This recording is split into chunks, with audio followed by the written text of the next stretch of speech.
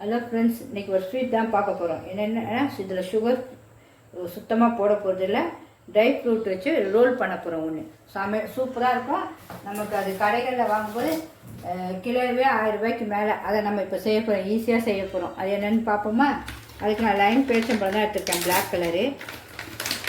இந்த கப்பு ஃபுல்லாக எடுத்துக்கலாம்.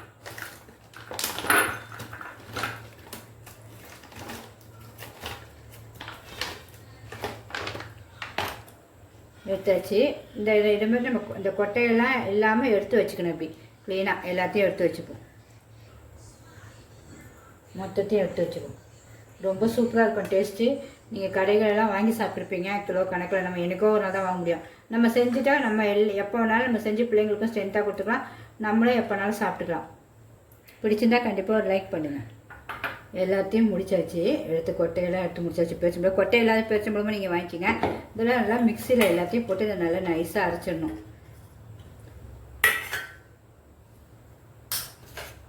உங்களுக்கு வேணா ஏலக்காவும் சுக்கு பொடியாக நுணுக்கி வச்சுருப்பேன், வேணா போடுங்க. இது வந்து வேணான்னா விட்டுருங்க. எனக்கு அது வாசனை ரொம்ப பிடிக்கும். சும்மா ஒரு பிஞ்சு போடுறேன். நல்லா நைஸாக அரைச்சிடணும். தண்ணி எதுவும் ஊற்றக்கூடாது. இப்போ மிக்சியில் அரைச்சிடுவோம்.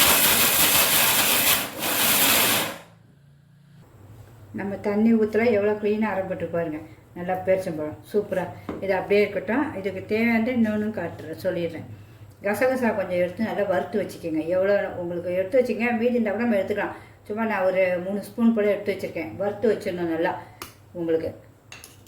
அப்புறம் அதுக்கு தேவையானதையும் பார்த்துருவோம். நட்ஸ் தேவையில்ல. என்னென்ன நட்ஸ் உங்களுக்கு பிடிக்குமோ எல்லாம் எடுத்து வச்சுருக்கேன். நான் வால்நட் எடுத்து வச்சுருக்கேன், பிஸ்தா, முந்திரி, திராட்சை, பூசணி விதை எல்லாம் எடுத்து வச்சுருக்கேன். அது எல்லாம் நமக்கு எப்படி வேணுமோ அப்படி பொடிசாக ஒன்று போல் எல்லாம் இப்படி அரிஞ்சு வச்சிடணும். காட்டுறோம் பாருங்க.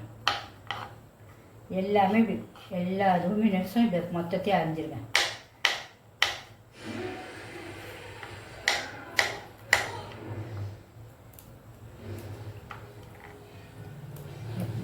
எல்லாத்தையும் நைஸாக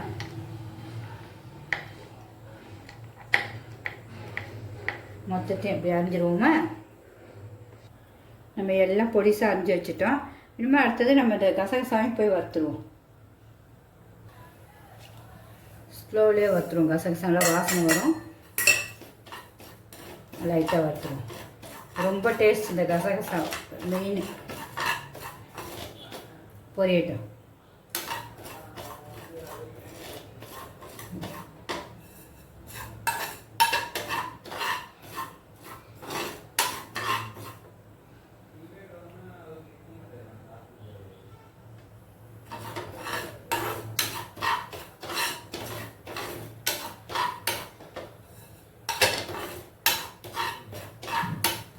ஒரு நல்லா வறுபட்டுச்சு. நம்ம ஆஃப் பண்ணிவிடுவோம். கடாயை வச்சுட்டு கொஞ்சோண்டு நெய், அந்த முந்திரி திராட்சை வறுத்து எடுத்துருவோம். சும்மா 1 ஸ்பூன் போல தான் இருக்கும்.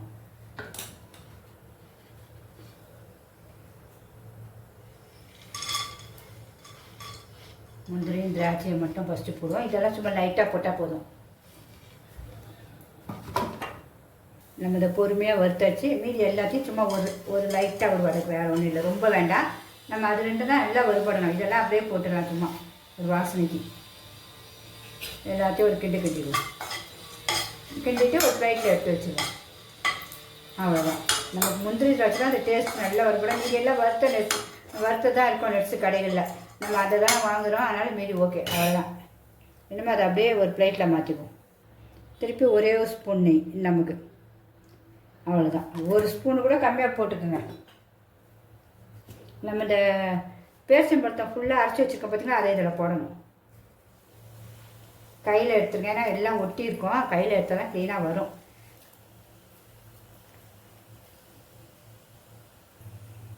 இன்னமும் கொஞ்சம் அப்படியே லைட்டாக நல்லா கிண்டி விடுவோம். நல்லா அது கொஞ்சம் மசியணும். நல்லா ஸ்லோவிலே வச்சுப்போம்.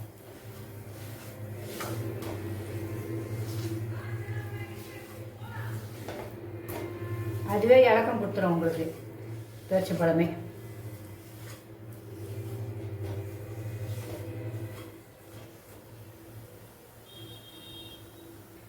அழகாக நல்லா கொஞ்சம் ஒரு 5 நிமிஷம் போட்டாச்சு.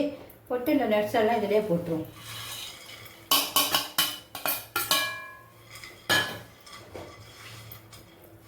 அப்படியே கிண்டிடுவோம். கிண்டிட்டு சூடு கொஞ்சம் ஆறட்டும்.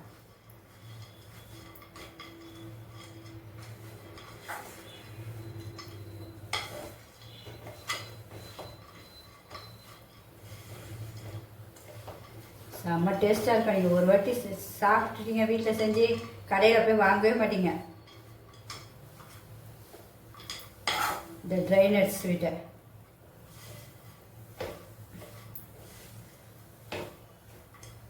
அவ்வளோதான். இன்னமும் கொஞ்சம் ஆஃப் பண்ணி வச்சுருவோம். இந்த க்ளீனாக எல்லாம் திரண்டி வந்துடுச்சு, இதிலே ஒட்டிடுச்சு. இன்னமும் ஆஃப் பண்ணிவிடுவோம். கசகசாவும் நல்லா ஆறிடுச்சு. அதை கொஞ்சம் நல்லா ஒட்டிக்கிட்டேன். அப்படி ஒட்டிட்டு இந்த ஒரு பேப்பர், மைக்கா பேப்பர் ஏதாவது ஒரு பேப்பர் வச்சுக்கோங்க. அப்படி நல்லா கொஞ்சம் ஒரு ஒட்டிக்கணும் சைஸ்க்கு, வேறு ஒன்றும் இல்லை.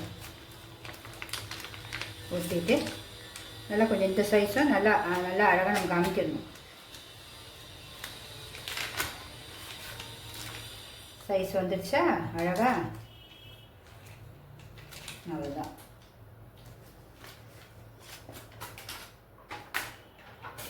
இதுக்கப்புறம் நம்ம கசகசா வறுத்து வச்சுருக்கோம்ல, கசகசா அப்படியே உருட்டிடுவோம்.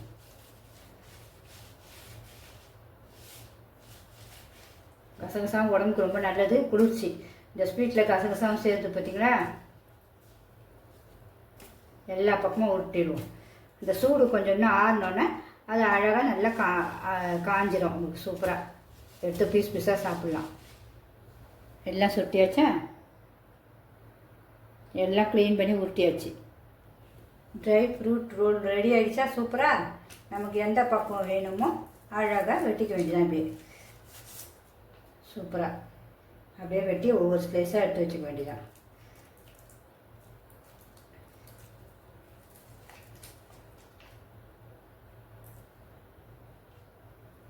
இப்படி எல்லாத்தையும் வெட்டிடுவோம்.